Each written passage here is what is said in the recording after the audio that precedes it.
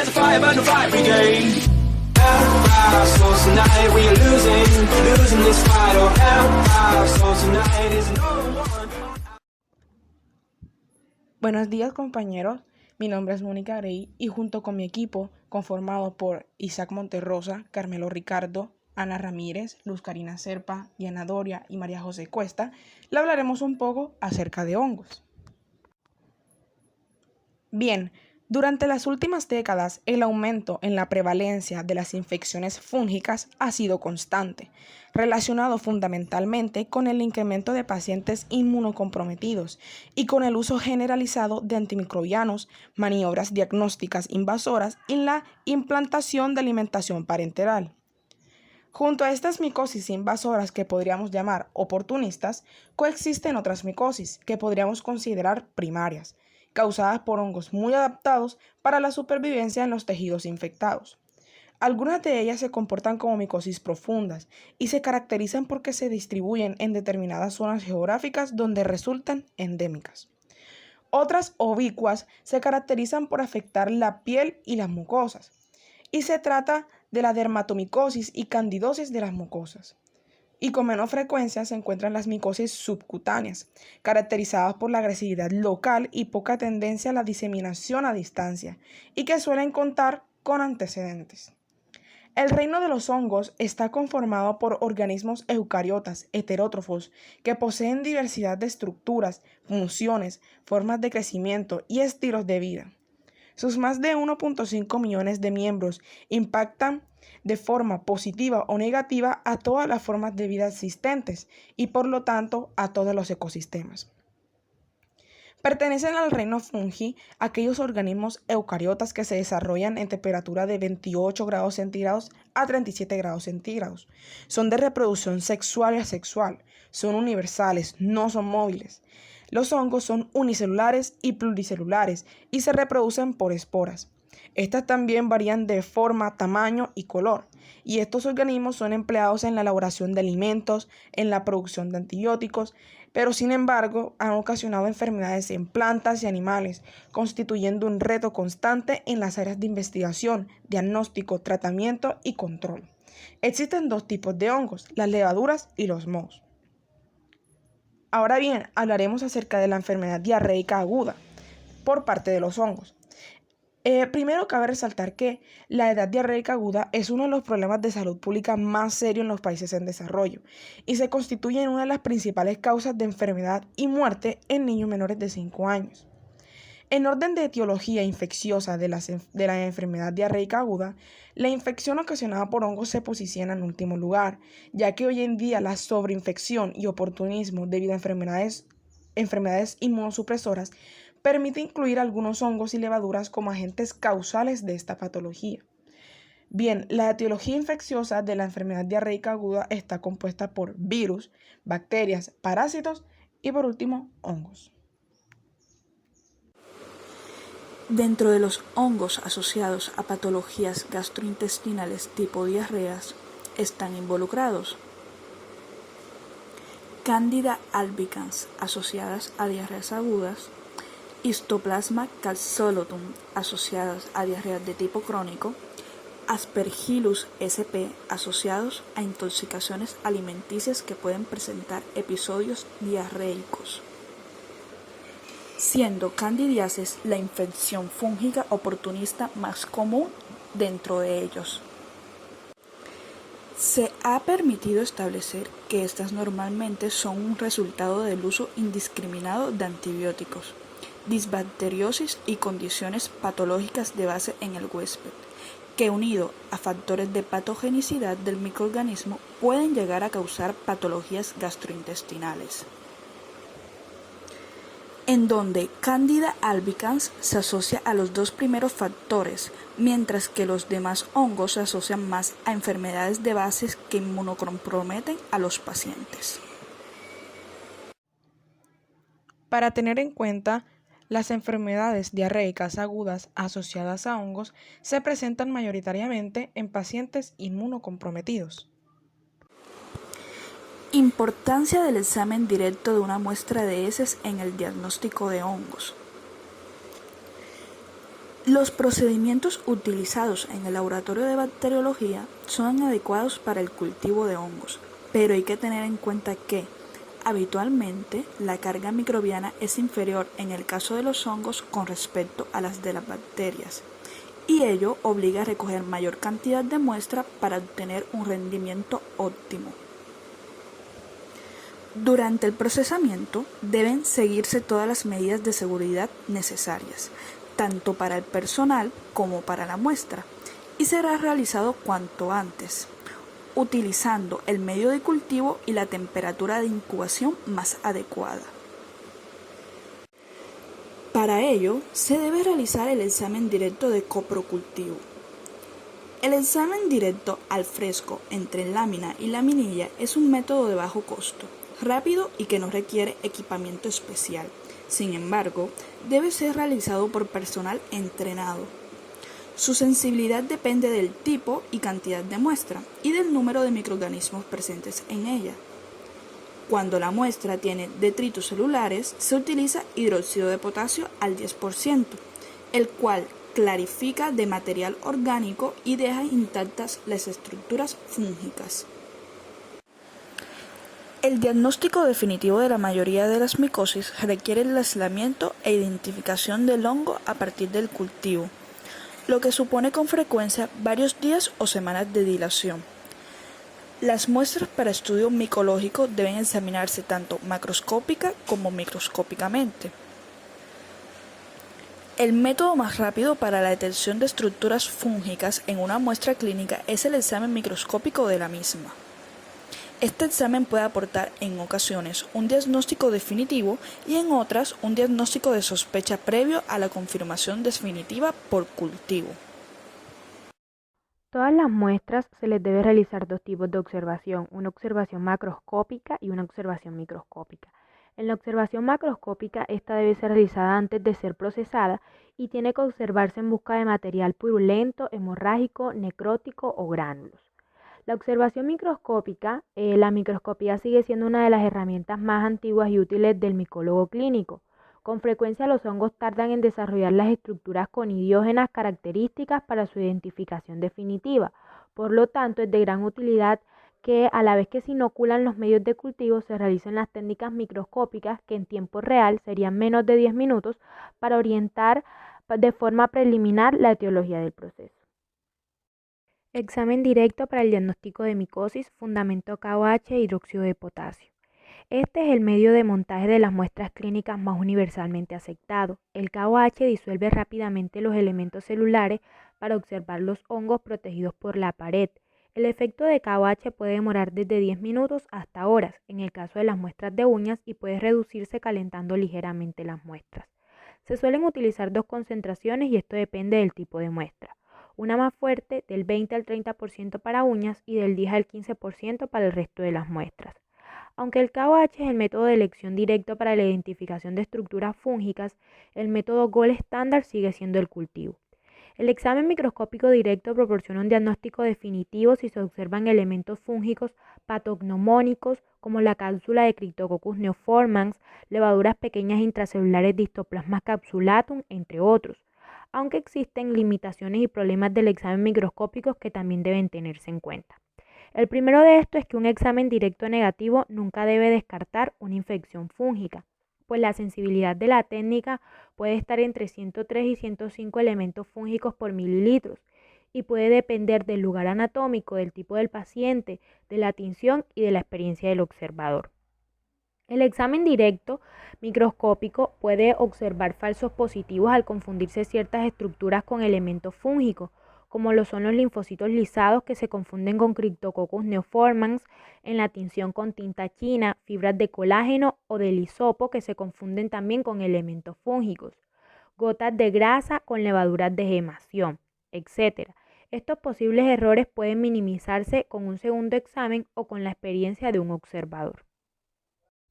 Medios de cultivo utilizados para coprocultivo de hongos. El objetivo fundamental de la utilización de los medios de cultivo es optimizar el crecimiento de los microorganismos. En los medios de cultivo micológicos, los antimicrobianos se utilizan tanto para inhibir el crecimiento bacteriano como el de otros hongos ambientales. Para la identificación de este tipo de microorganismos es necesario un número mayor de medios que dependerá del número de muestras, las etiologías más probables en la zona geográfica, las posibilidades del laboratorio y el nivel diagnóstico esperable según el tipo de centro. Entre los medios de cultivo más utilizados tenemos el agar sauraug más glucosa modificado por hemos. Este es el medio de cultivo estándar para el aislamiento, esporulación y conservación de muchos hongos. Su pH y la concentración de glucosa favorecen la esporulación y asimismo este es el medio de cultivo más utilizado. Cromocándida. Contienen diversos sustratos enzimáticos que están unidos a compuestos cromogénicos, muy útil para el estudio de las levaduras. Agar, harina de maíz con o sin Twin 80. Se utiliza en el cultivo y diferenciación de especies de cándida basándose en las características miceliales. El Twin 80 se incorpora para demostrar la formación de clamidoconidias. El Twin 80 se incorpora para demostrar la formación de clamidoconidias. Transporte de las muestras. Todas las muestras deben enviarse al laboratorio de manera rápida y sin conservantes. Deben ser transportadas en recipientes estériles y humidificados. Sin embargo, las muestras que son dermatológicas se pueden transportar en un recipiente seco, el cual puede ser una placa de Petri o en el papel fotografía negro. Las muestras en general no se deben introducir en medios de transportes, a no ser que la muestra sea fácil de retirar. En el laboratorio, todas las muestras se deben tratar como si tuvieran microorganismos potencialmente peligrosos y la muestra será rechazada en los siguientes casos. Primero, la muestra no está identificada. Segundo, el transporte es inadecuado. Tercero, la muestra está derramada. Y cuarto, la muestra es insuficiente. Procesamiento de las muestras. Para realizar un buen diagnóstico micológico es muy importante que la muestra se recoja y se transporte en condiciones idóneas y que además no se demore su cultivo.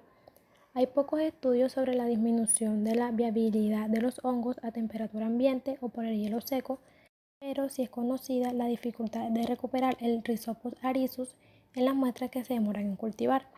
También la pérdida de viabilidad en algunos hongos por la disecación a una temperatura elevada que es mayor a 37 grados centígrados o una temperatura baja que sería menor a 10 grados centígrados, el sobrecrecimiento bacteriano, entre otros.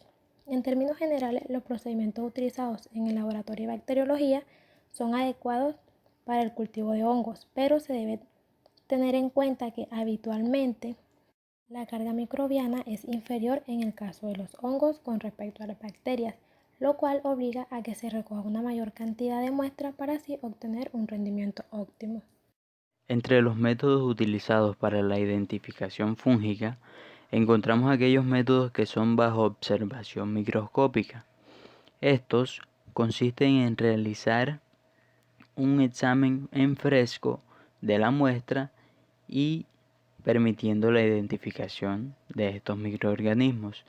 El examen en fresco con KOH entre el 10 y el 30% de este componente facilita la observación debido a que este compuesto presenta un efecto clarificador, es decir, logra disolver elementos celulares diferentes a los pertenecientes del propio microorganismo, permitiendo que la pared fúngica permanezca intacta y así visualizarlo de mejor manera. Debido al tamaño de las células fúngicas, es mucho más fácil su identificación con respecto a bacterias u otros microorganismos. Sin embargo, también es utilizada la técnica blanco de calcoflúor para una mayor identificación. Esta técnica consiste en agregar blanco de calcoflúor a la placa, donde este componente se adherirá a la quitina de la pared fúngica, permitiendo que así se cree una fluorescencia de todos los componentes fúngicos. Con referente a los métodos bajo observación macroscópica, encontramos aquellos métodos basados en el cultivo. El cultivo es fundamental para establecer la etiología y efectuar pruebas de sensibilidad a los fúngicos. se basa o nos centramos en la identificación mediante criterios morfológicos, es decir, crecimiento en los diferentes tipos de agares, crecimiento macroscópico o una visualización de las colonias, teniendo en cuenta la forma, el color, la textura y la velocidad del crecimiento. Dependiendo del medio de cultivo que estemos utilizando, tendremos así un acercamiento presuntivo sobre qué tipo o qué género de microorganismo nos estamos enfrentando.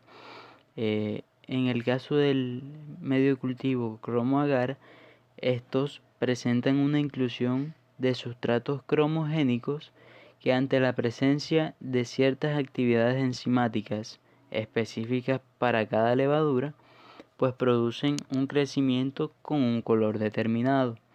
Las enzimas que se revelan en estos medios son la hemoxidinasa y la fosfatasa alcalina, característicos de levaduras como Candida tropicalis y Candida albicans. Las pruebas de susceptibilidad antifúngica o antibiograma fúngico son pruebas de seguimiento del cultivo de hongos que se solicitan como ayuda para la elección del tratamiento para este tipo de microorganismos. Estas pruebas se realizan con diferentes antifúngicos como lo son el fluconazol, itraconazol, fluorocitocina y voriconazol. Entre los halos de inhibición o dependiendo el halo de inhibición que se presente en el medio de cultivo, así sabremos si es sensible, si es de sensibilidad dependiendo de la dosis, si presenta una sensibilidad intermedia o si es resistente a estos antifúngicos. Siguiendo con las pruebas diagnósticas para infecciones gastrointestinales causadas por hongo, tenemos la prueba del tubo germinal o filamentación precoz. El tubo germinal es una extensión filamentosa de levadura sin estrechamiento en su origen, cuyo ancho suele ser la mitad de la célula progenitora y su longitud 3 o 4 veces mayor que la célula madre.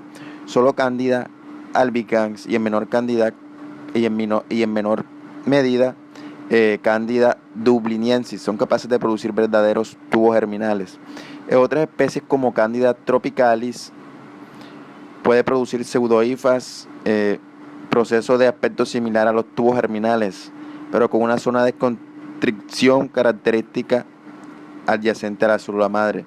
Este tipo de prueba es muy importante ya que permite diferenciar el tipo de Candida albicans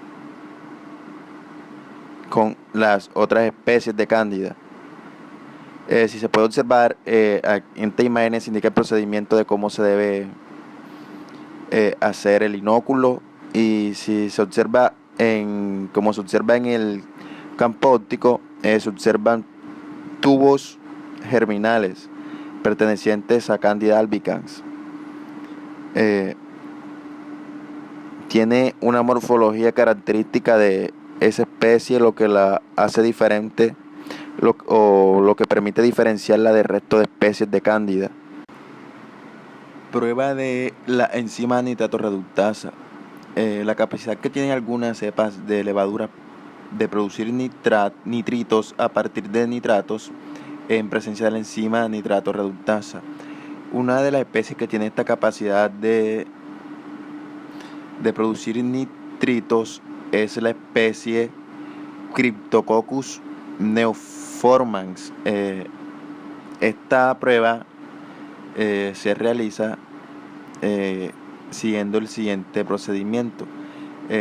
Coger con ayuda de un hisopo de algodón 2 a 3 colonias aisladas de un cultivo de 48 a 72 horas de crecimiento en cualquier medio de cultivo habitual. El hisopo inoculado se presiona con firmeza contra el fondo de un tubo vacío para que se desprendan los microorganismos contenidos en la fibra del algodón, y luego se incuba el tubo con el hisopo a 45 grados centígrados por 10 minutos. Sacar el hisopo y agregar al tubo 2 gotas de alfa-nistlamida o o reactivo A y 2 gotas de ácido sulfanílico, reactivo B. Y se reintroduce el hisopo en el tubo para que absorba a los reactivos. El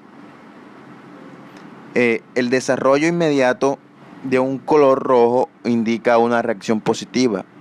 Cuando se saque el hisopo y torne de color rojo, pues será positiva esta prueba. Detención antígeno-anticuerpo. Estas son técnicas inmunoenzimáticas que permiten identificar anticuerpos anticándida. Un ejemplo de estas pruebas que se realizan para determinar anticuerpos, tenemos una que se llama Platelia cándida AB+, que es una técnica inmunoenzimática indirecta en 2 etapas sobre microplaca que permite detectar los anticuerpos antimanano en el suero o en el plasma humano. Las muestras de suero y de plasma diluidas se distribuyen en los pocillos de la microplaca, como se puede ver ahí, que se depositan con jeringa. Se distribuyen sensibilizados con manano purificado a partir de Candida albicans. Y si hay presencia de anticuerpos, se forman los siguientes complejos que se pueden visualizar aquí en la diapositiva. Si hay presencia de anticuerpos antimanano en la muestra humana, se forma un complejo manano, anticuerpo humano, antimanano, y el resto de complejos que se ven, que se forman cuando se detecta candidiasis invasiva o candidemia. Esta prueba se realiza más que todo para si se sospecha de una candidemia o una candidiasis invasiva.